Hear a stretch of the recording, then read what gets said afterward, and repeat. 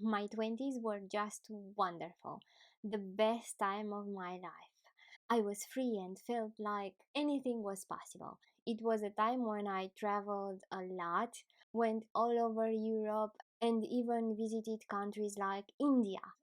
So I had a blast in my 20s. I had no time to read, no time to think a lot of what I'm doing. I was just living. However, I have read stuff that influenced me a lot, and I didn't put much thought into choosing my books. I just stumbled upon these ones. I was very, very lucky, and I'm so glad you're here to share them with you now. I'm Maria from Read Fine Books, and welcome back. These five books influenced my 20s and actually made me think a lot. Let's dive in. The first one is Mandela's Way. This book is the first one to help me understand that the way I saw things, just black and white, is just not the way the adults are seeing life. Life is a lot more nuanced than that. Black and white is for children. So it opened my eyes to a lot more possibilities, a lot more nuances, a lot more ideas, and how compromise is actually necessary sometimes and a good thing. The perspective I gained from this book upon seeing life was invaluable. Mandela actually wrote the preface of this book, and here's what he says. In Africa, there is a concept known as Ubuntu, the profound sense that we are human only through the humanity of others. That if we are to accomplish anything in this world, it will in equal measure be due to the work and achievements of others. This is a fantastic book to make you reflect a lot. The next one is The Diary of a Genius. This book was a very fun read. It's the diary of Salvador Dali. Salvador Dali, if you don't know, is a surrealist painter, and his originality and extravagance are very well known. So, of course, his diary will be extraordinarily interesting. For me, it was eye opening because of the confidence I saw in him and his ideas. He was just so expansive with everything. He didn't admit anyone else could be the same as him in any way. He was just the best. He thought of himself as absolutely wonderful. And for me, when I thought of myself, I never ever had the idea that, oh, I am just extraordinary, I am awesome. No, no thoughts like that. I had no confidence in myself. And to see this diary so interesting, and the fact that he had this confidence infused him with potentially different ideas, infused him with a lot more possibilities, because having confidence in yourself opens your mind to a lot more possibilities, a lot more different ideas than your peers. You have the confidence to follow whatever you dream of. And he did just that. He had lots of weird dreams and he painted them. He used to shock all the other surrealist painters.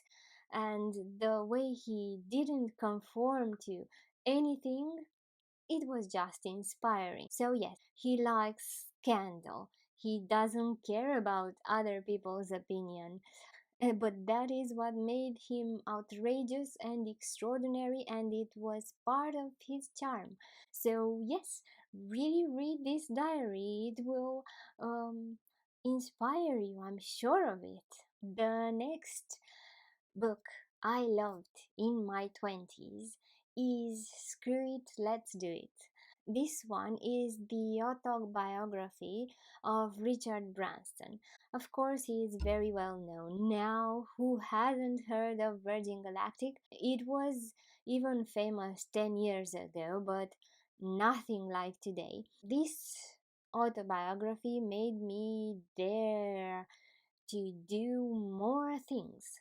Richard Branson's life is nothing short of amazing. What he achieved, his commitment to his employees, the way he views his business, the way he thinks that if his employees are happy, the customers will be happy. This is very, very interesting, and his marketing is so unconventional. He has a very deep understanding of his purpose in business, and we can see now, so many years later, where it has led him. His entire life made me think he's the closest one can be to the idea of yes man. And I just love that. It was very inspiring, very out there. This book gave me so much energy and optimism and enthusiasm to last me for 2 lifetimes. Definitely read it. The next one is Lean In by Sheryl Sandberg. My review at the time was one of the best books I've read, full of great advice and shared experience. It is one of those books that, if read by many, has the potential to really influence and change our workplace and view of careers.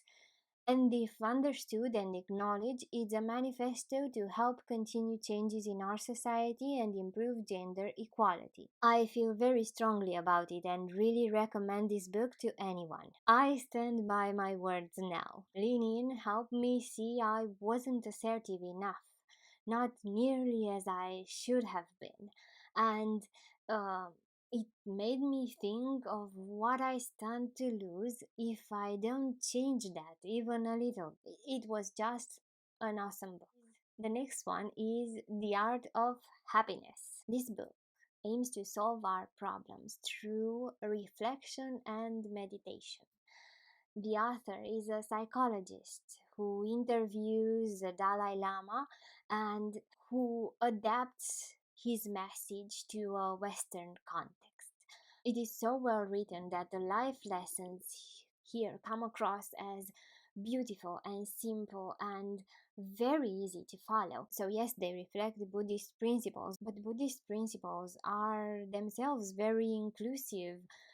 It doesn't matter in reality your religion, you can follow them. They won't contravene to anything you've learned in your own religion. So if you think that something religious should stop you from reading this book, don't. It is really well adapted to Western culture. What this book has taught me is to look inside whenever I have a choice to make. It was beautiful. It gave me serenity and a good mood that lasted a long, long while. I really still think of it from time to time. The best thing that this book has taught me is to really look inside when I have a problem or a choice to make. Reflect a lot. I really urge you to read it. It is just beautiful, and the serene feeling you have after you finish it will last for days. I also have a bonus book. This one is not translated into English, sadly for you. It is in French, but it is the biography of Gandhi by José Fresh. I need to mention it here because for a while I was obsessed with Gandhi, and it is because of this book. Uh, I think you can read any biography of Gandhi and still get the benefits because what this book shows is his life, his entire life, his principles, and you can get that from pretty much any biography. So, if you want a personality to inspire you, Gandhi is one of the best. The way he sticks to principles throughout his life is really inspiring. This man changed the destiny of an entire country with just one act of resistance. What personally inspired me from this book is his shyness. I wouldn't have expected him to be a shy person, yet he was. He just had one idea, a simple one, and stuck to it. He wasn't an expansive personality, he just had a simple idea. And as a shy person myself, understanding that being an extrovert isn't uh, the only way to make an impact in the world was at the time very gratifying. The idea that if you have a cause big enough, you will rise to the challenge if it is really important to you, and shyness won't matter anymore. The perfect idea to inspire anyone. The idea that shyness won't matter anymore if your cause is big enough and inspiring enough, it's just perfect. I couldn't have wished for more. And yes, it had a really big impact on me, but I'm really sure that pretty much any biography of Gandhi's will do.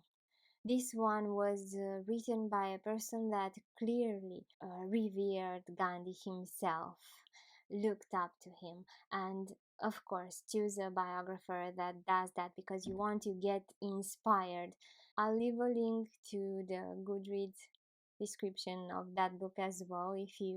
If you happen to know French, it is very much worth the read. That's it for me. Please leave a comment if you find any of these personalities inspiring to you as well.